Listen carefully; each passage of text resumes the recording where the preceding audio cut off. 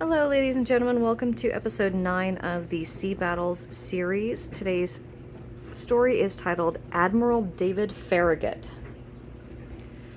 America has never had a more popular naval hero than David Glasgow Farragut. Farragut was born July 5, 1801, in Campbell's Station, Tennessee. He was only a boy when he first went to sea. As a child of 9, he saw action against the British in the War of 1812. As a young man of 18, he was acting lieutenant on the ship which defeated the infamous pirate Diablito in the Mediterranean Sea. He had earned his greatest fame as an old man of 61 when he was a captain in the United States Navy during the Civil War. The period of Farragut's brilliant and victorious career really opened in 1862, when he had been in the service of his country more than 50 years. Not until then did he have the opportunity to demonstrate his worth acquired during 50 years of faithful and intelligent service. Most men would have thought of retiring from active duty at his age, but not Farragut. Early in the war, the United States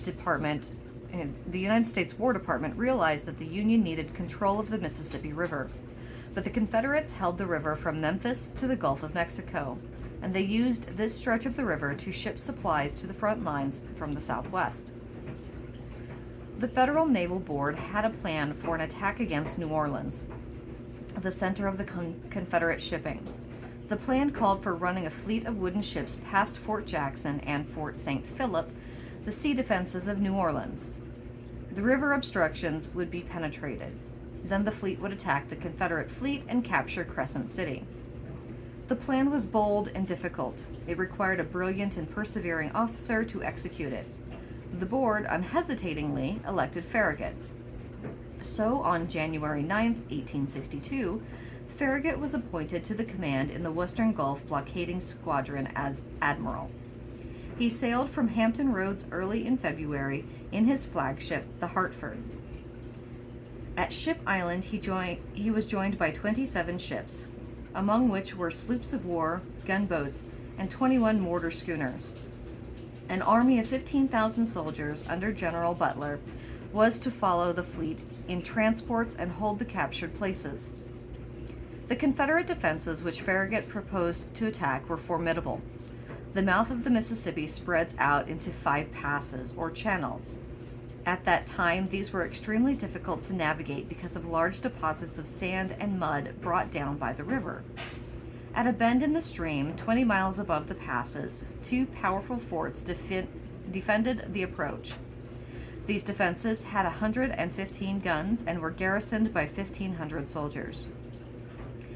2 immense chains supported on 8 old hulks were stretched across the river. Above the forts were anchored the river flotilla of the Confederate fleet of 15 ships, including the ironclad ram Manassas and the large floating battery Louisiana.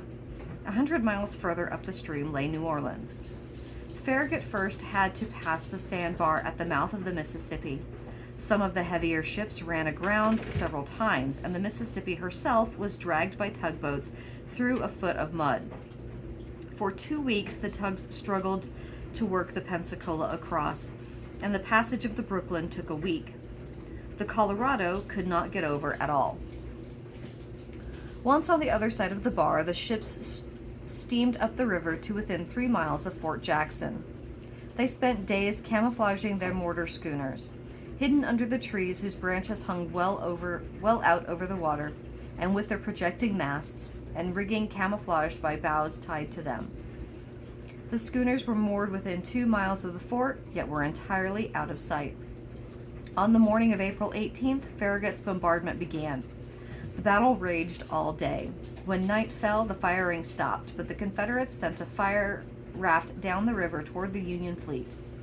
The blazing float threatened to panic the sailors and destroy the ships, but Farragut and his officers quieted the men and crowded the ships to one side. The raft floated by without harming a ship. Other fire rafts followed. They were too large to be dodged, so small bands of Union soldiers rowed out to meet the rafts and tow them aside. On the 3rd night of the bombardment, Farragut sent out his fleet captain, Henry H. Bell, on a dangerous mission. With 2 gunboats, the Itasca and the Pinola, Bell was to break through the barrier of Confederate schooners and heavy chains, thrown across the river directly below the forts. The enterprise was dangerous, for the gunboats would have to work within easy range of the shore and the enemy ships.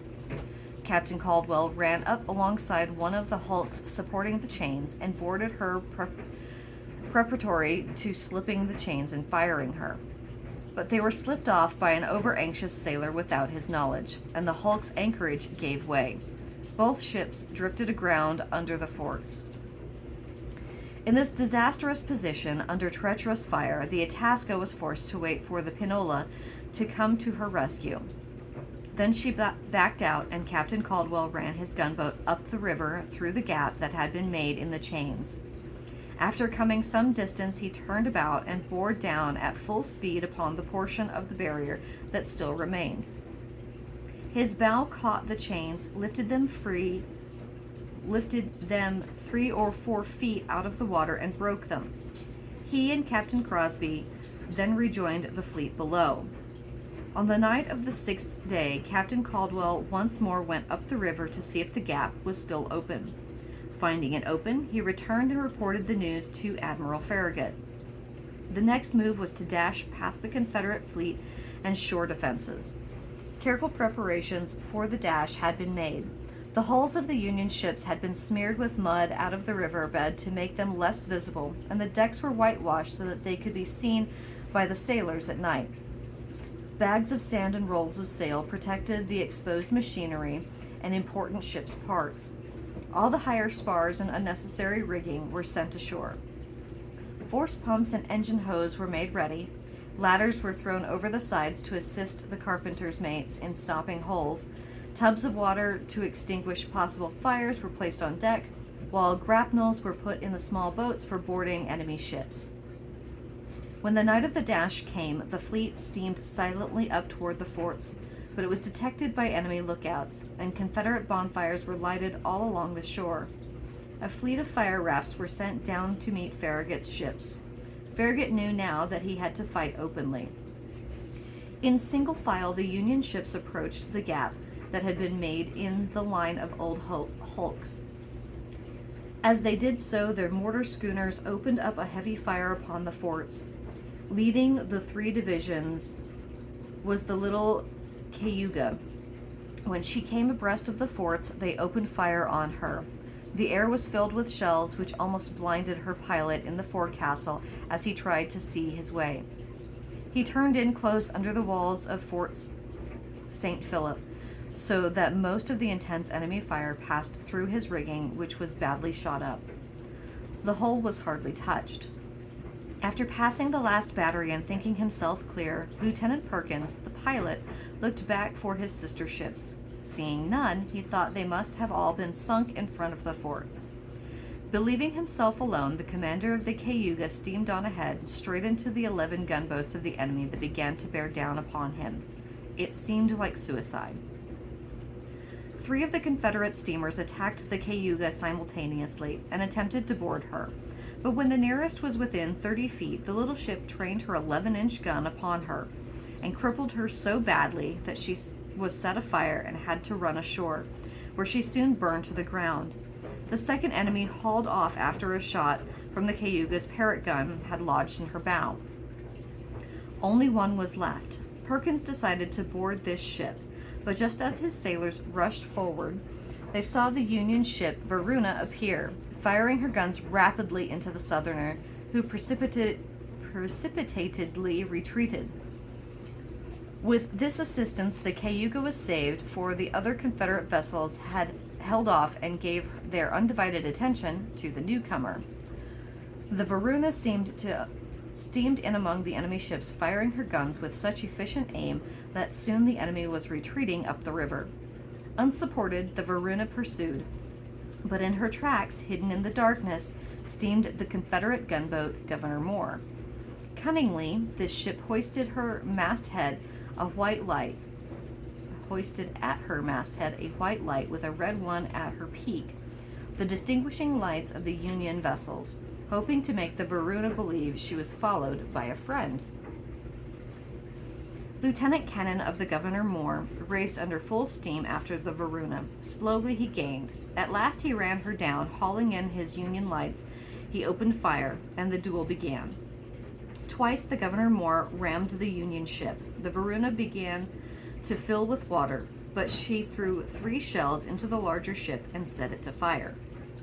The Governor Moore drew off, only to surrender to another Union gunboat which had come up during the fight. 15 minutes later, the Varuna sank. Back at the forts, fighting was intense and confused. Blinded by the smoke of the guns, one of the Union ships fired a broadside into a friend instead of the enemy. Shot and shell were whizzing through the air in almost every direction. The night was horrible with the sound of combat. In passing the forts, the larger ships stopped for a few moments to play their powerful batteries upon the crumbling walls, and to receive fire in return. The lighter ships scudded by without stopping, although they shot showers of grape and shrapnel as they went. The whole 1st Division cleared the line of hulks and forts successfully. Then came the Center Division, composed of 3 large ships, the Hartford, the Richmond, and the Brooklyn.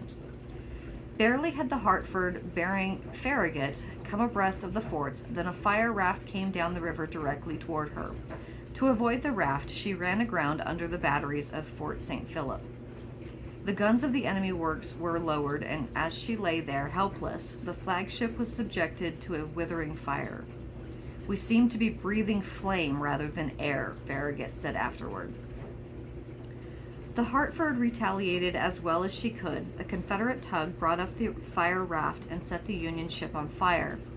The fire brigade managed to quench the blaze on shipboard and push off the fire raft with pikes as the ship's guns sank the tug.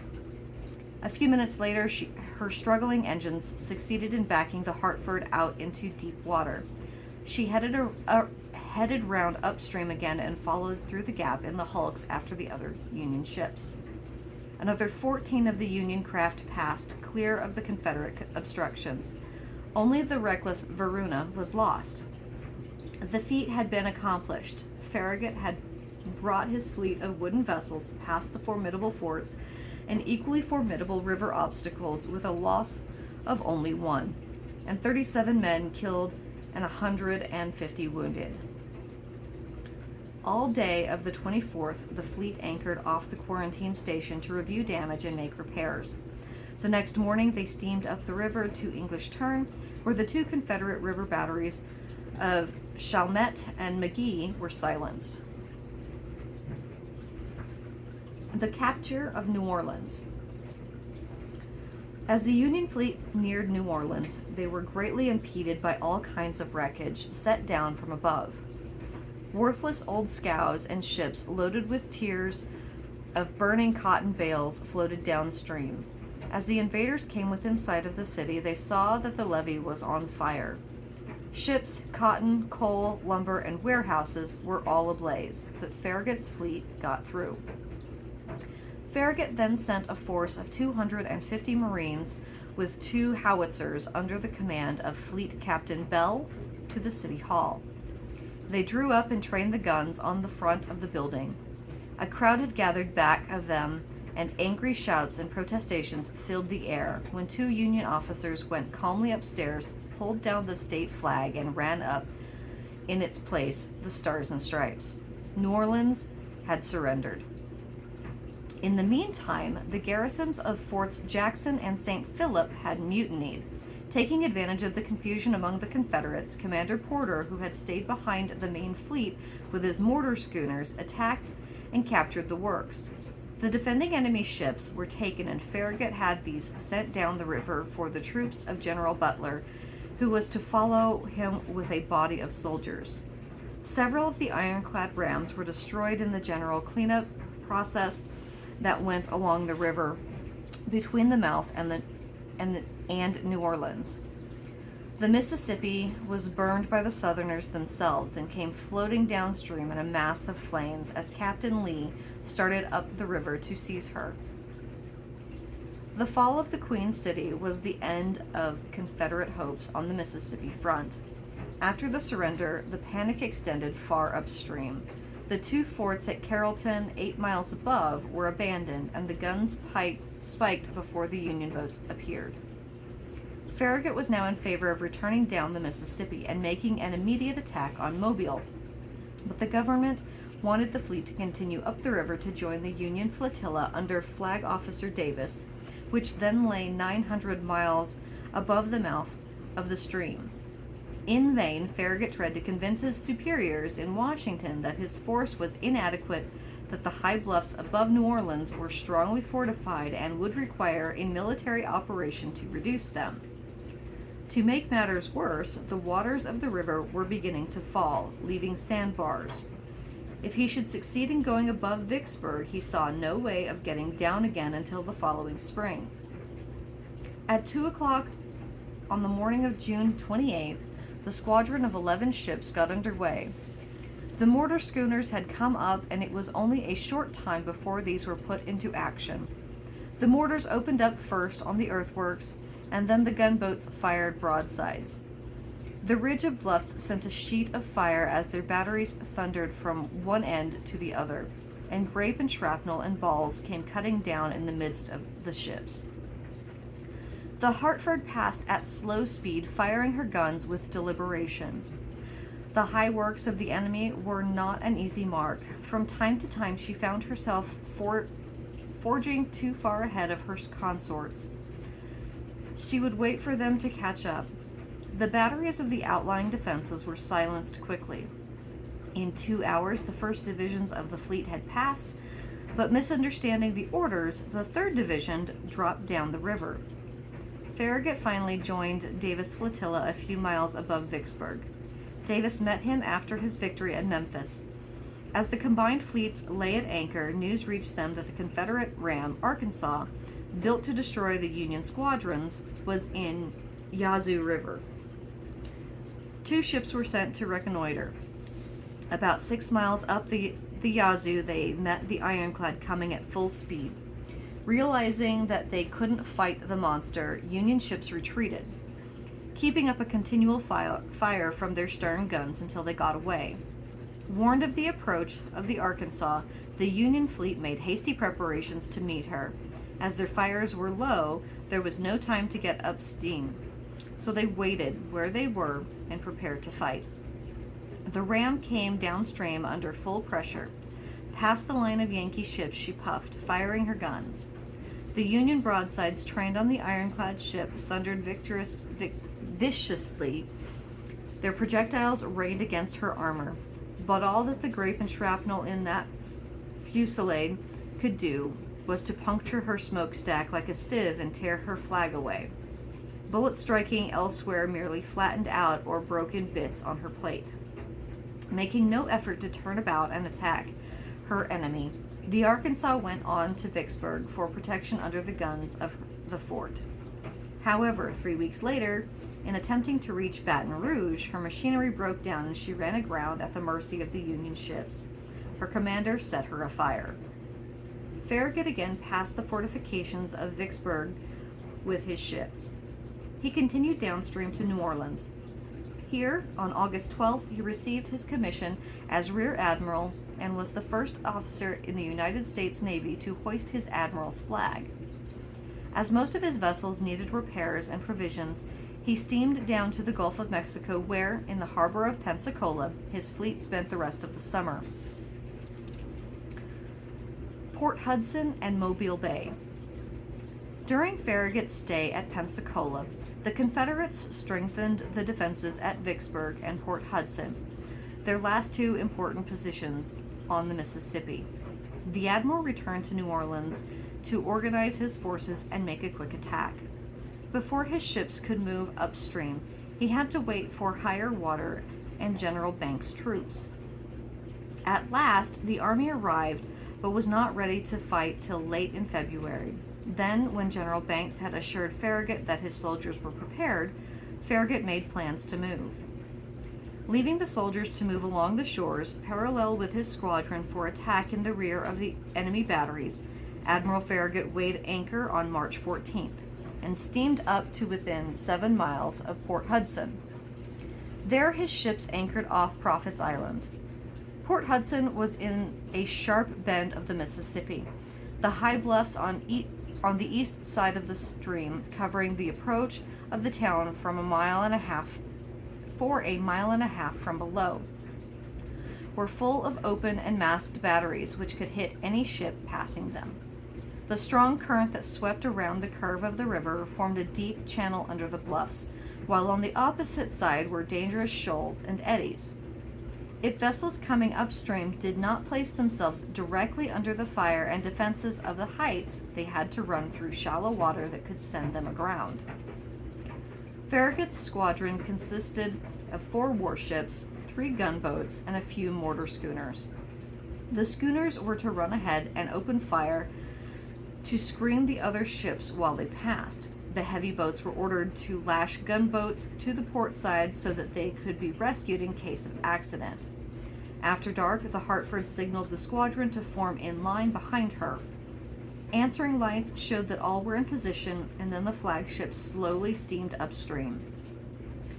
The Union squadron crept steadily forward, but now every man was at his station before the guns, waiting for the order to pull the lanyards.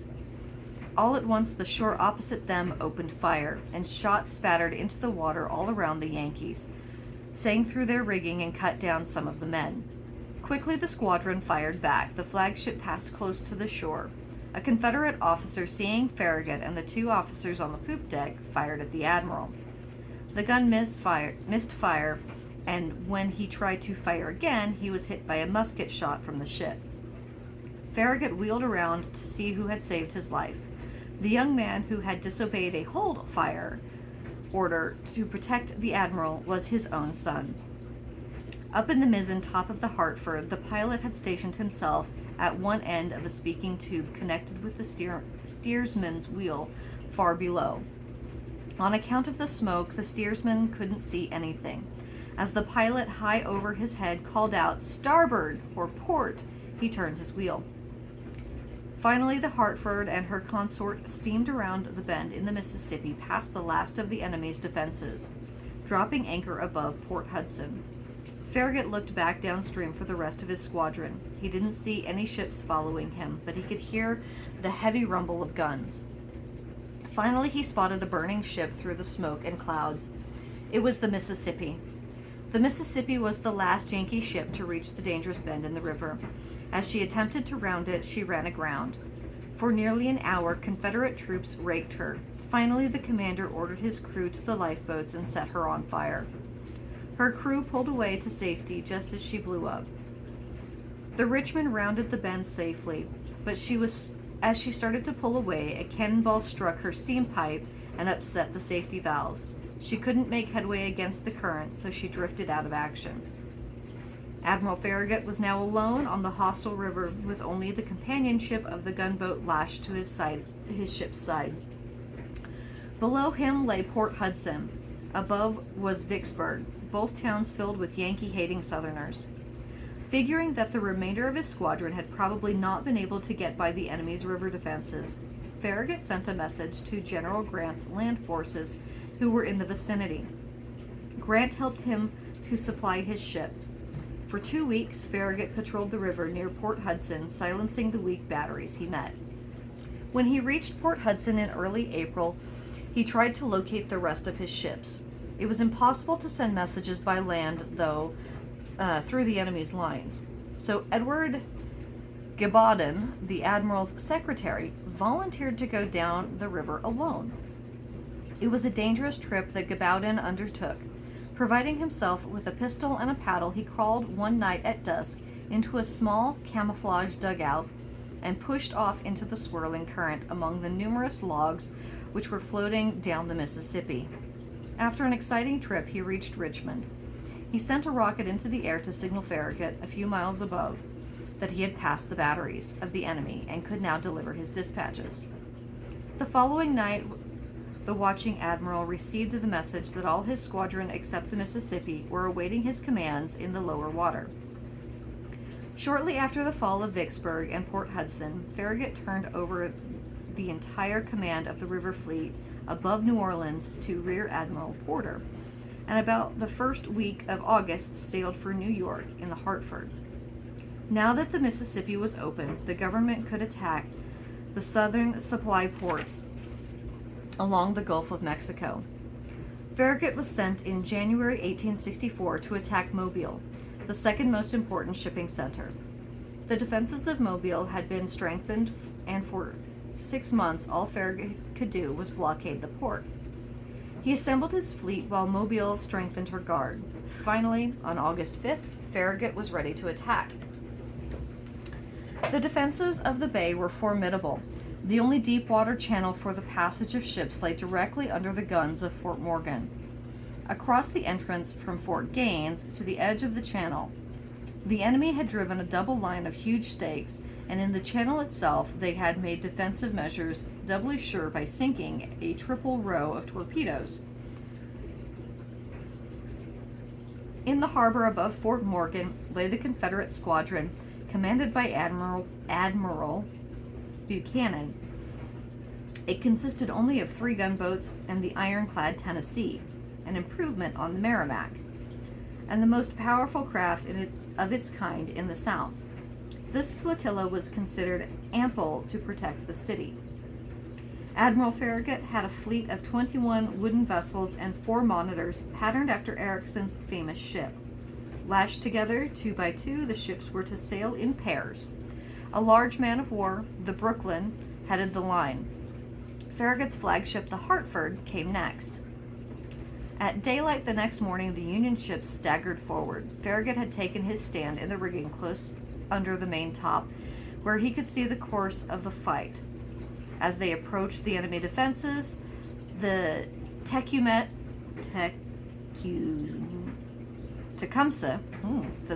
fired 2 shots at one of the Confederate gunboats and attempted to cross the dangerous line of submarine mines. She struck a torpedo. There was a great explosion. The water under her bow sputtered high and the ship sank. Meanwhile, the other ships were fighting the Southern fleet. The 2 enemy gunboats fired accurately and were so quick in their movements that the Union vessels were thrown into confusion. They backed on each other and tangled. They were exposed to the full brunt of the enemy fire, both from water and land. Seeing the Brooklyn, which had been following the Tecumseh when it was sunk, was wavering before the line of submarine mines, Farragut sent up the signal. "What's the trouble?" The answer came back, "Torpedoes ahead." Then followed the gallant Admiral's famous reply, "Damn the torpedoes, go ahead, 4 bells, full speed." Still the Brooklyn hesitated. The Hartford swept past her and took the lead. She went under full steam straight into the first line of torpedoes. In silence, the Hartford passed safely through that path of deadly mines. Behind her, following her course, her sister ships also came through the lane. Under constant fire from the forts, already the Confederate ships had been captured or frightened away. Now the entire Union squadron came to anchor around their flagship in the upper part of the bay. The Union ships stood up pretty well under the enemy fire. Riggings were badly torn, but the ships themselves were in good shape. A large number of the crews suffered minor wounds, but a surprisingly small number were killed or severely injured. As the crew of the Hartford worked clearing up the decks, a cry was heard, "The ram! The ram's coming!" The enemy ironclad under the batteries of Fort Morgan came forward with the evident intention of attacking the squadron single-handed. Farragut instantly gave the order to ram the ironclad as she came up at full speed. His ship came at her, bow on, and rammed the astonished Tennessee. They hit again and again, while the broadsides of the Union vessels fired a steady but harmless storm of grape and shrapnel. Then the monitors of the squadron appeared. They harassed her until at last her rudder chains were shot away, her smokestack was torn off, and she began to leak from giving timbers. Admiral Buchanan, who commanded her, was wounded in the leg. At last, badly battered and crippled, she ran up the white flag. The great fight was over. The forts had capitulated, and Farragut had gained mastery of the bay. Thank you, ladies and gentlemen. If you enjoy listening to these stories, please like and subscribe. Also, if you have any other books that you would suggest that I read, please let me know of those in the comments. Thank you so much. I hope you all enjoy the rest of your day.